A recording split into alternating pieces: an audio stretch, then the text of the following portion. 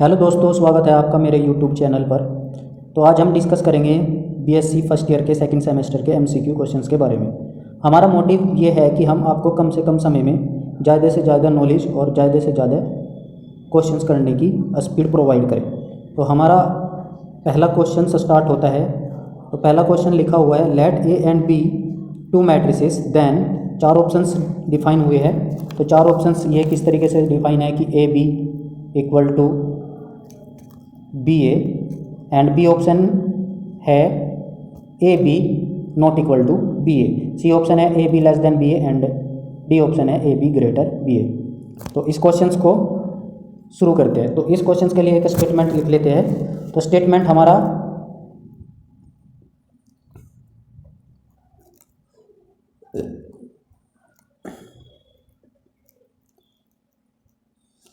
है हमारा, इफ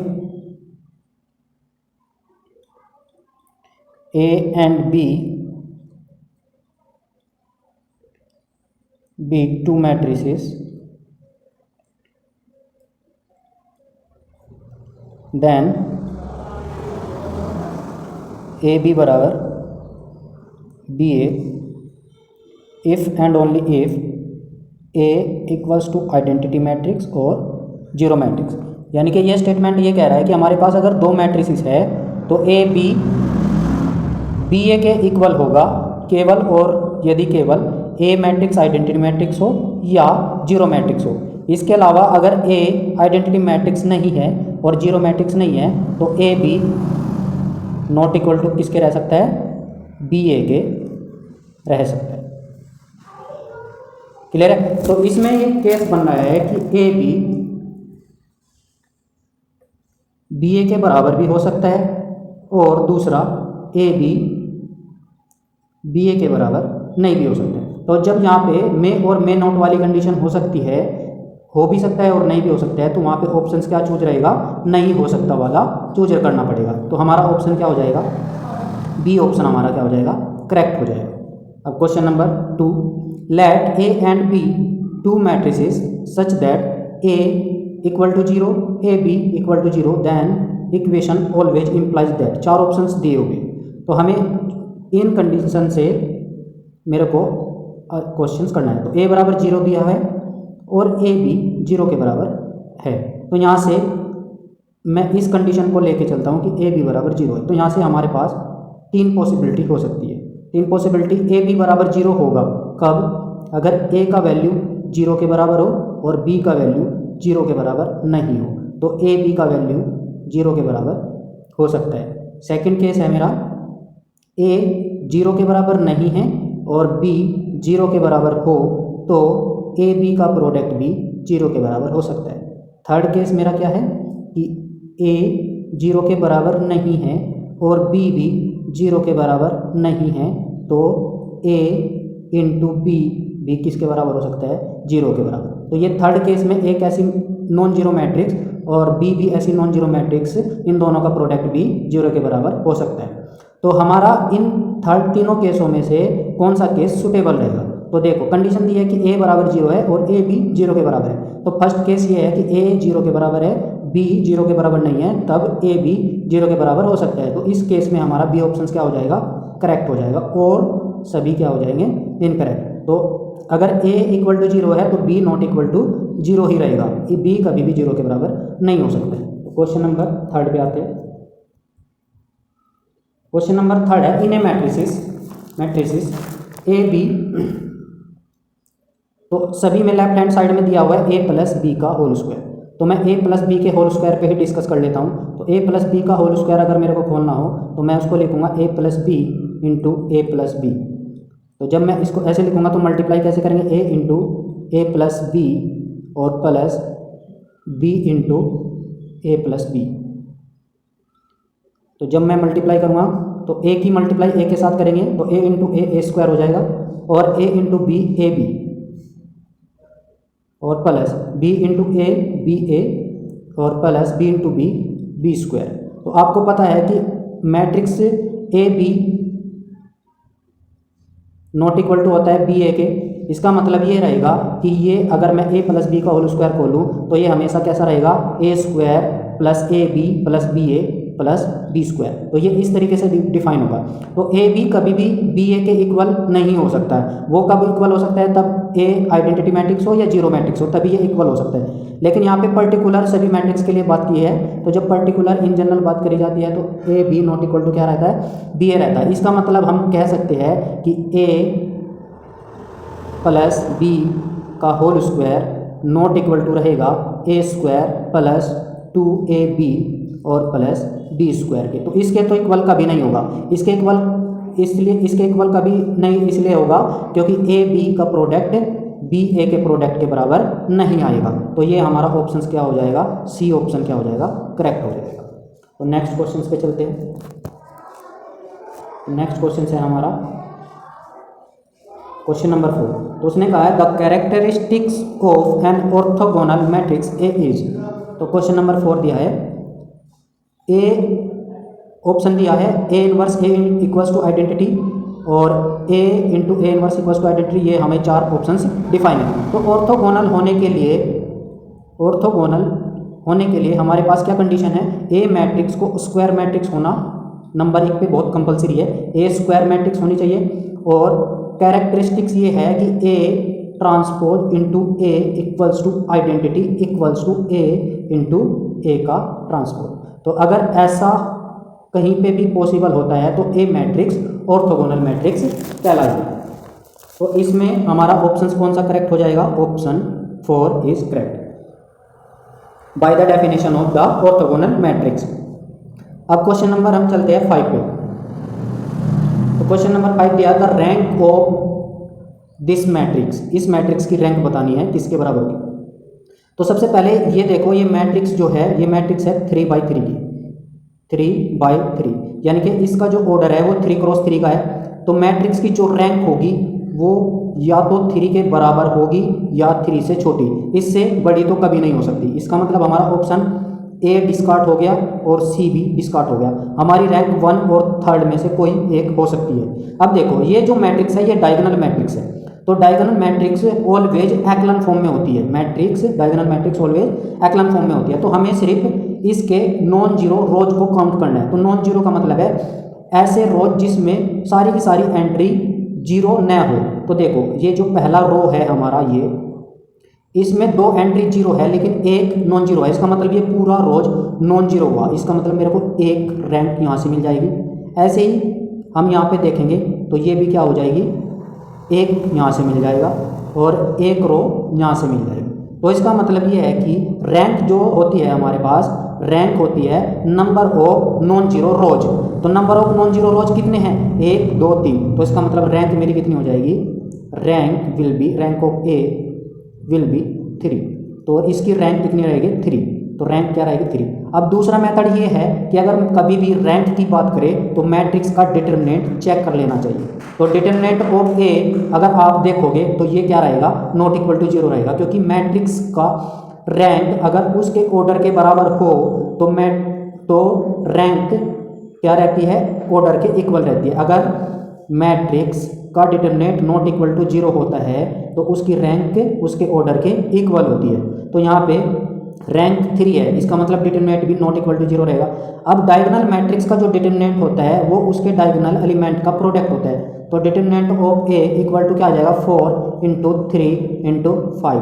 तो अगर मैं मल्टीप्लाई करूँगा तो ये क्या रहेगा, नॉट इक्वल टू 0 रहेगा। तो अगर किसी मैट्रिक्स का डिटरमिनेंट नॉट इक्वल टू 0 होता है, तो अगर किसी मैट्रिक्स का determinant of A not equal to 0, then rank equal to क्या हो जाती है, rank of A equal to क्या हो जाती है, ऑर्डर ऑफ मैट्रिक्स। तो मैट्रिक्स के ऑर्डर के इक्वल हो जाती है, order of A.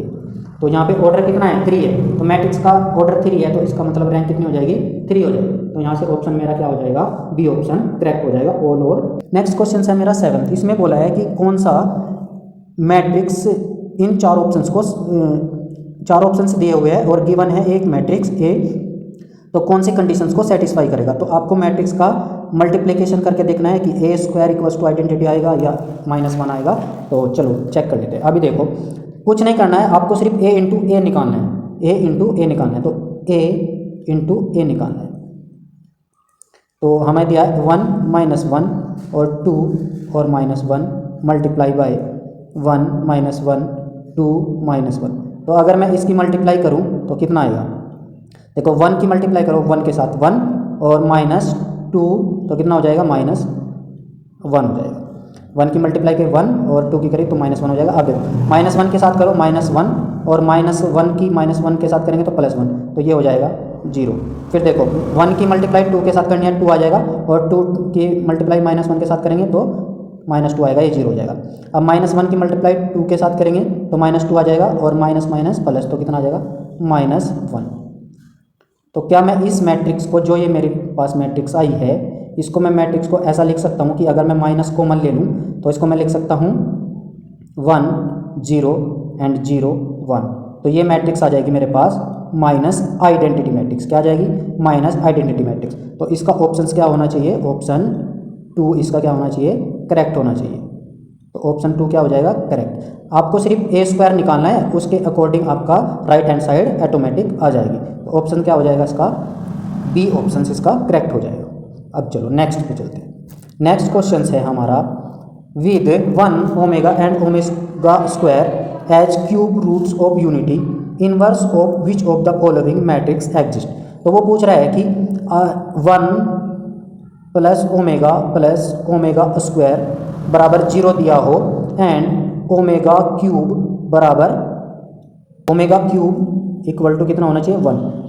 Omega cube equal to 1 क्यों है? क्योंकि उसने बोला क्यूब रूट ऑफ यूनिटी है। क्यूब रूट ऑफ यूनिटी का मतलब है अगर मैं इसकी पावर 3 करूं तो मेरे पास वैल्यू कितना देना चाहिए? 1 देना चाहिए। तो वो कह रहा है कि कौन सी मैट्रिक्स का इन्वर्स एग्जिस्ट करेगा या नहीं करेगा।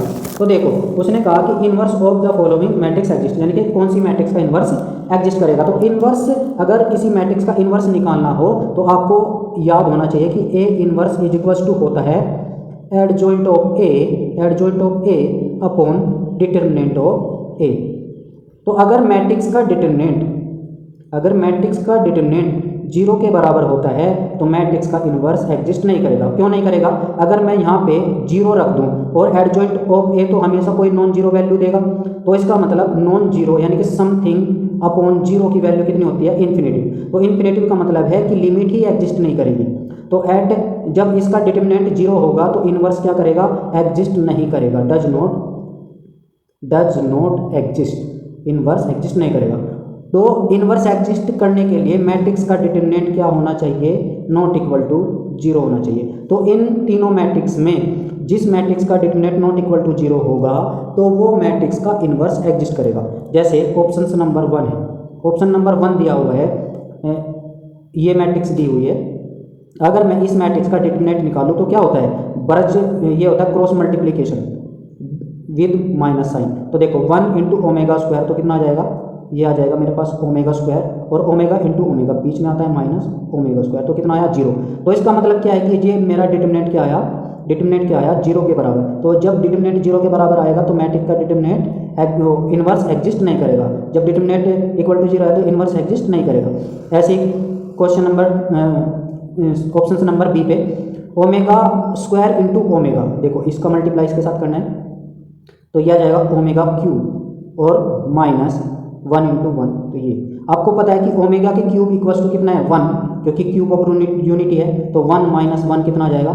0 आ जाएगा। तो यहाँ पे भी डिटर्मिनेंट क्या आ रहा है? 0। तो इसका मतलब क्या है कि इन्वर्स इसका भी एग्जिस्ट नहीं करेगा। ऐसे ही इसमें देखो ओमेगा माइनस ओमेगा की पावर 4, क्या मैं इसको ऐसे लिख सकता हूँ? ओमेगा माइनस ओमेगा की पावर 3 इंटू ओमेगा। आपको पता है कि ओमेगा की पावर 3 का वैल्यू 1 होता है, तो ये आ जाएगा 1 इंटू ओमेगा, यानी कि ओमेगा ये भी कितना आ रहा है? 0। इसका मतलब इसका भी इन्वर्स एग्जिस्ट नहीं करेगा। तो इसका ऑप्शन क्या हो जाएगा? None of these. तो इसका ऑप्शन क्या हो जाएगा? None of these. तो नेक्स्ट पे चलते हैं। क्वेश्चन नंबर 9 है if A is an orthogonal matrix then A inverse equal to A. तो ऑर्थोगोनल मैट्रिक्स होने के लिए क्या कंडीशन है कि A transpose A equals to identity और equals to A into A transpose. Clear है? तो ऑर्थोगोनल मैट्रिक्स का डिटरमिनेंट ऑलवेज क्या रहता है? Determinant of A equal to रहता है प्लस माइनस 1। इसका मतलब ये है कि ऑर्थोगोनल मैट्रिक्स का डिटरमिनेंट कभी भी 0 के बराबर नहीं होता है। तो जब ये 0 के बराबर नहीं होता है, इसका मतलब ये है कि ऑर्थोगोनल मैट्रिक्स क्या होती है, इन्वर्स मैट्रिक्स होती है, इन्वर्स मैट्रिक्स होती है।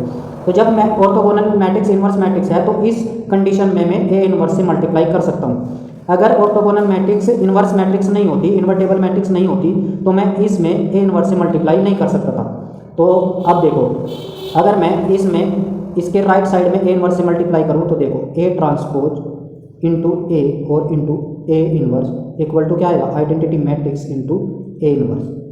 तो ये अगर मैं इसको सोल्व करूँ तो कितना आएगा, देखो A transpose into A inverse. तो देखो ए इंटू ए इन्वर्स हमेशा आइडेंटिटी होता है, तो A transpose equal into identity matrix और equal to identity into A inverse हमेशा किसके बराबर आएगा, ए इन्वर्स मैट्रिक्स के। तो ए ट्रांसपोज इक्वल टू कितना आ गया, ए इन्वर्स, कितना आ गया, ए इन्वर्स। इसका मतलब अभी यहाँ पे क्या पूछा हुआ है क्वेश्चंस में, ए इन्वर्स की वैल्यू पूछे, तो ए इन्वर्स किसके बराबर हो जाएगा, ए ट्रांसपोज के। तो ऑप्शन बी क्या हो जाएगा, करेक्ट हो जाएगा, ऑप्शन बी क्या हो जाएगा, करेक्ट हो जाएगा। तो नेक्स्ट क्वेश्चन पे चलते हैं, क्वेश्चन नंबर 10। क्वेश्चन नंबर 10 इन्होंने डिफाइन किया है, एक मैट्रिक्स डिफाइन किया है, तो ट्रेस पूछ रहा है। तो देखो ट्रेस जो होता है वो मैट्रिक्स के जो मेन प्रिंसिपल डायगोनल एलिमेंट होते हैं उसी का क्या होता है, सम होता है, उसी का क्या होता है, सम होता है। तो मेन प्रिंसिपल डायगोनल एलिमेंट का अगर मैं सम निकालूं तो वो ट्रेस के बराबर होता है। तो अगर मैं ट्रेस ऑफ ए निकालूं, ट्रेस ऑफ ए अगर मैं निकालूं तो ये किसके बराबर आएगा, 2 प्लस माइनस 3 प्लस 60। तो अगर मैं इनको ऐड करूँ, देखो 3 और माइनस 3, 2 माइनस 3 प्लस 16, तो 16 प्लस 2 कितना हो जाएगा, 18, और 18 में से 3 गया, कितना बचेगा, 15 बचेगा, कितना बचेगा, 15। तो इसका ऑप्शन कितना आ जाएगा, ऑप्शन आ जाएगा 15।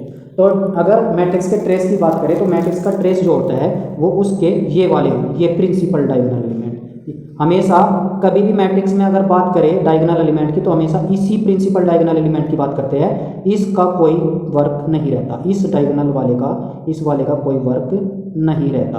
तो हमेशा कभी भी बात करेंगे तो इस वाले मेन, जैसे ही एंट्री करेंगे मैट्रिक्स के अंदर तो ये जो एलिमेंट है ये ही हमेशा कंसीडर करे जाते हैं। तो ट्रेस ऑफ ए क्या रहेगा, प्रिंसिपल डायगोनल एलिमेंट का सम, यानी कि अगर इन सभी को जोड़ दो तो वो ट्रेस ऑफ ए के इक्वल रहेगा। क्लियर है।